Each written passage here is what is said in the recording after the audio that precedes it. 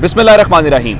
लाखों करोड़ों दुरूदो सलाम मोहम्मद मुस्तफ़ा सल्लल्लाहु अलैहि वसल्लम और आले मोहम्मद पर मैं हूँ उमर दराज गोंदल। एक सबसे आज की जो बड़ी खबर आप सुनेंगे कि जी फ़लाँ 190 मिलियन पाउंड केस भी हो गया, वो भी हो गया, ये भी हो गया। इस वक्त सबसे बड़ी आज की डेवलपमेंट क्या है? आज की सबसे बड़ी डेवलपमेंट ये है कि आप जानते हैं कि इमरान खान और बुशरा बीबी का जो इद्दत वाला केस है वो ऑलरेडी कोर्ट के अंदर चल रहा है। ज़ाहिर है उनको सज़ा दे दी गई। सज़ा के बाद अब वो अपील वाले मामले के अंदर भी उससे खाबर मानिका ने भागने की कोशिश की और फिर भी वो मामला इस अदालत के अंदर इस पेंडिंग है। लेकिन आज एक इंपॉर्टेंट डेवलपमेंट होती है। अगर आपको याद हो तो जब ये ट्रायल चल रहा था तो वहाँ पे इमरान खान और बुशरा बीबी ने एक दरख्वास्त दी थी और उन्होंने कहा था कि वो कुछ गवाह पेश करना चाहते हैं। तो कहा गया था, अदालत ने कहा आप गवाह का नाम बताएं। तो इमरान खान ने जवाब दिया था कि अगर हमने गवाह का नाम बता दिया तो हमारा तो गवाही उठाया जाएगा, तो इसलिए हम नाम नहीं बता सकते। लेकिन अदालत ने उस दरख्वास्त को फिर मुस्तरद कर दिया था। लेकिन उस मुस्तरद करने से हुआ क्या कि इमरान खान को, बुशरा बीबी को उस मामले में अपने दिफा के हवाले से जो गवाह पेश करने थे, यानी जो डिफेंस पेश करना था, वो भी पेश नहीं कर सके थे। जिसके बाद क्या हुआ कि अदालत ने उनको सजा दे दी और वो खास माहौल के अंदर सजा दी गई। फिर आपने इलेक्शन से पहले अडियाला जेल के अंदर से ऑडियो लीक कर दी। अब अडियाला जेल के अंदर से ऑडियो कौन लीक कर सकता है, कैसे लीक हो सकती है, ये एक बड़ा इंपॉर्टेंट सवाल है। लेकिन आज बुशरा बीबी की जो साहबजादी हैं, देखिए उनके शौहर के दरख्वास्त लेके आए हुए हैं, लेकिन आज उनकी जो साहबजादी हैं उन्होंने कुरान पाक के ऊपर हाथ रख के एक पैगाम जारी किया है। जहाँ पे आप बाकी बातें कहते हैं वो इनके वकला जो हैं, मिसाल के तौर के ऊपर साइफर केस के अंदर जो प्रोसिक्यूटर हामिद अली शाह साहब थे वो कह रहे हैं जी कुरान के ऊपर कोई हाथ रख के कहे तो उसकी एक वर्थ होती है, ये बात दुरुस्त है। लेकिन आज उन्होंने जो बातें की हैं उन बातों के हवाले से भी मेरा ख्याल है कि फिर कुछ ना कुछ होना चाहिए। और वो कैसे? मिसाल के तौर के ऊपर इद्दत का बड़ा इंपॉर्टेंट मामला है।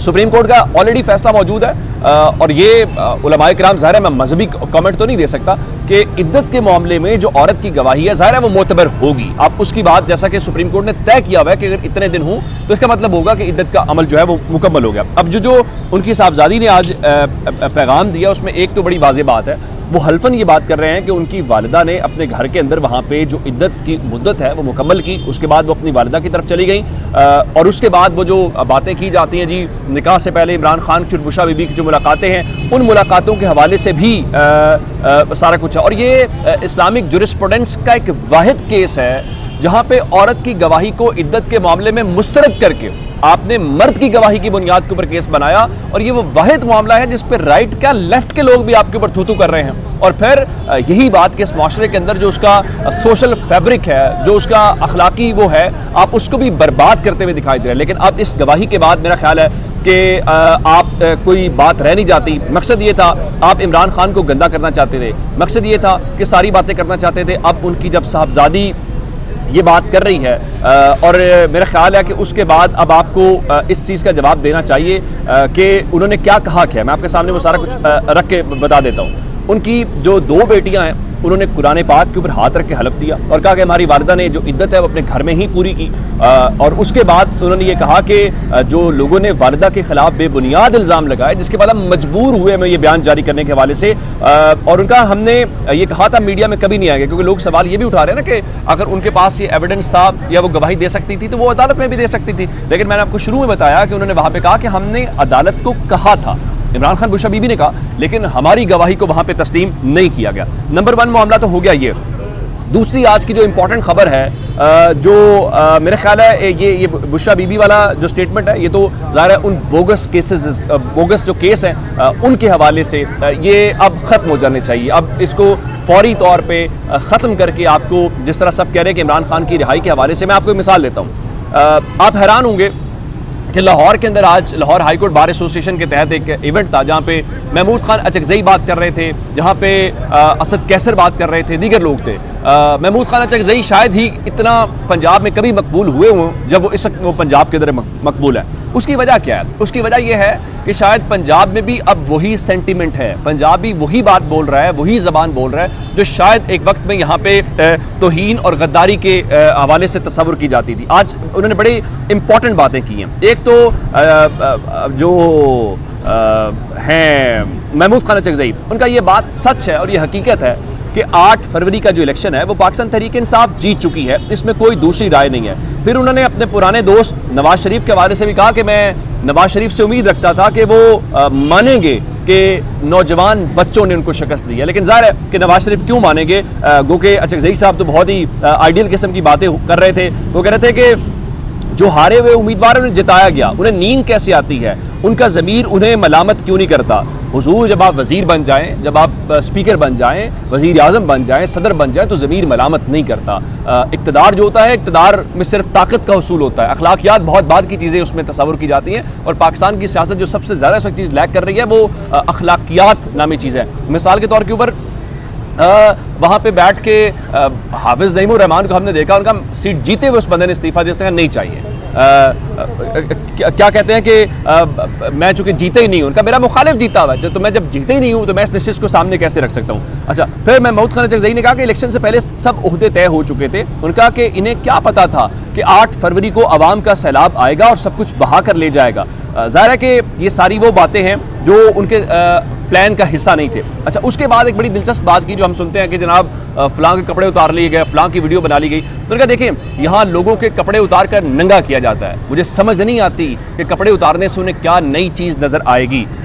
ये पूछा जाना चाहिए उनसे कि उनको क्या चीज़ नज़र आती है या क्या वो देखना चाहते हैं। ज़ाहिर है ये वही देखने वाले या जिनका ये ख्याल है वही बता सकते हैं। फिर उन्होंने एक और बात की, उनका देखो, खुदा का वास्ता है, अपने लोगों पर भरोसा करो, अपने लोगों से मत लड़ो, अपने लोगों को रुस्वा मत करो। और ये सब उनका हमारे इदारों को वैसा ही होना चाहिए, सबको वैसे ही रहना चाहिए जैसा अमेरिका के इदारे रहते हैं, जैसे इवन हमारे दुश्मन इंडिया के इदारे रहते हैं। हम सबको अपने डोमेन के अंदर रहना चाहिए।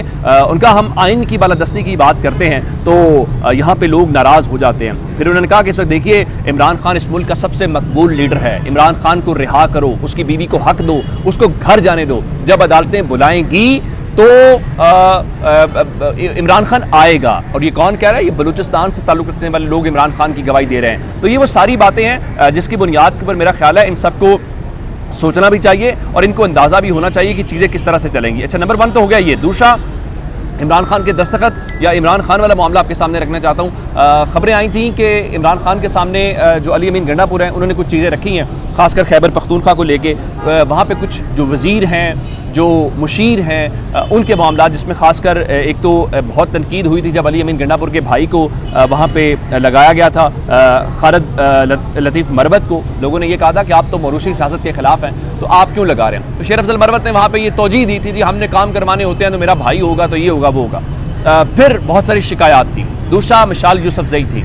तो मिशाल यूसुफजई को इमरान खान ने एक मौका दिया है, लेकिन ये नहीं है कि उनको छोड़ दिया। तो इमरान खान ने तमाम तर इख्तियार दिया था अली अमीन गंडापुर को। तो अली अमीन गंडापुर ने आज शेर अफजल मरवत के भाई खालिद मरवत को सूबाई काबीना से फारिग कर दिया है और इस सिलसिले में नोटिफिकेशन जारी कर दिया। देखिए, ये पाकिस्तान तहरीक इंसाफ का ही खासा है कि उनके लोग तनकीद भी करते हैं और उस तनकीद को तस्लीम भी किया जाता है और उसके बाद उसके ऊपर अमल दरामद भी होता है। देखिए, पॉलिटिकल पार्टीज़ को ऐसे ही होना चाहिए। ये नहीं होना चाहिए कि इमरान खान ने कह दिया है तो वो आखिरी हर्फ होगा। ठीक है, लोग इमरान खान से प्यार करते हैं, मोहब्बत करते हैं, इसमें कोई शक नहीं है, लेकिन इमरान खान हो सकता है कई बार ऐसे उनको रिपोर्ट ही गलत दी हो। इस बुनियाद के ऊपर फैसला ले रहे। मैं उसकी एक मिसाल लेता हूँ। बाजोड़ में इन्होंने तहरीक इंसाफ को टिकट किसको जारी कराया? एट द एंड वहाँ के लोगों ने मुस्तरद किया ना, तो इमरान खान ने भी कबूल किया, उनकी पार्टी ने भी कबूल किया, ये अच्छी बात है।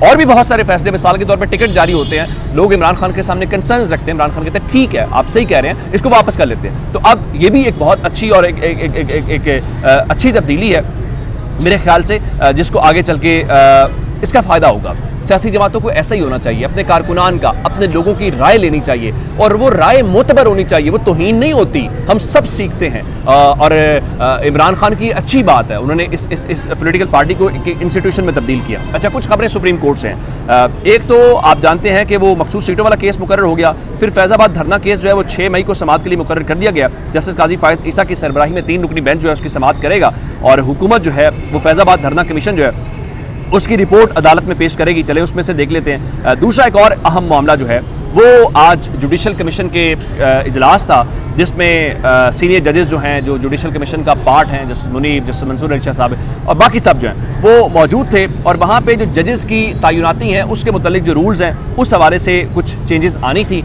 और वो चेंजेस आज उनकी मंजूरी दी जानी थी कि कैसे जज अपॉइंट होगा, कैसे एलिवेट होगा, कैसे चीफ जस्टिस बनेगा।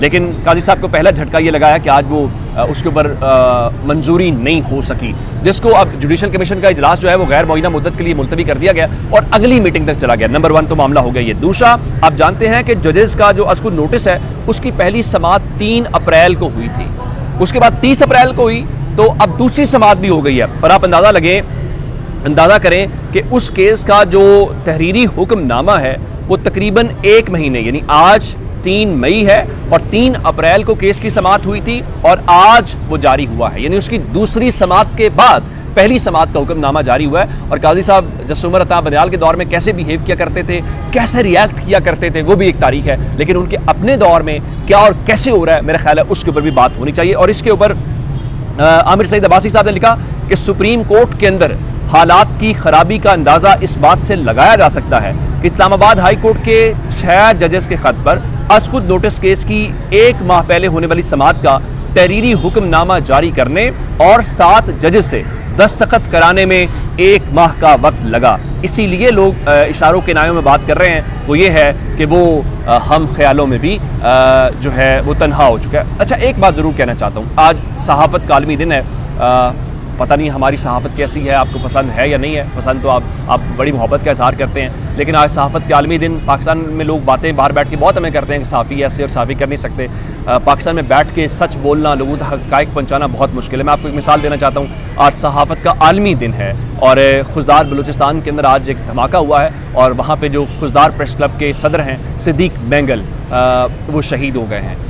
सब सहाफ़ी वो नहीं हैं जो हुकूमती ओहदे लेते हैं, जो काबीना में बैठते हैं, जो मुशीर बनते हैं। बहुत सारे सहाफ़ी ऐसे हैं जिनके पास ज़ाती घर भी नहीं है, उनकी ज़ाती गाड़ी भी नहीं है, वो बहुत सारी चीज़ें जो हैं उधार के ऊपर चलते हैं, जिसको मैं उसके लिए टर्म इस्तेमाल करता हूँ मज़दूर सहाफ़ी की। तो उस सब के बीच में जिस तरह सिद्दीक बैंगल ने आज शहादत दी है, तो बस ये एक वक्त इस किस्म का है कि इस दौर में भी ये चीज़ें जारी हैं, लोग कुर्बानियाँ दे रहे हैं। तो वो कहते हैं ना कि हमें भी याद कर लेना जब चमन में बहार आए, तो इंशाल्लाह बहार भी आएगी और ये हक़ और सच की जो सिलसिला है ये भी जारी रहेगा। तो अब तक के अपडेट से अपना बहुत सारा ख्याल रखिएगा। खुदा हाफिज़।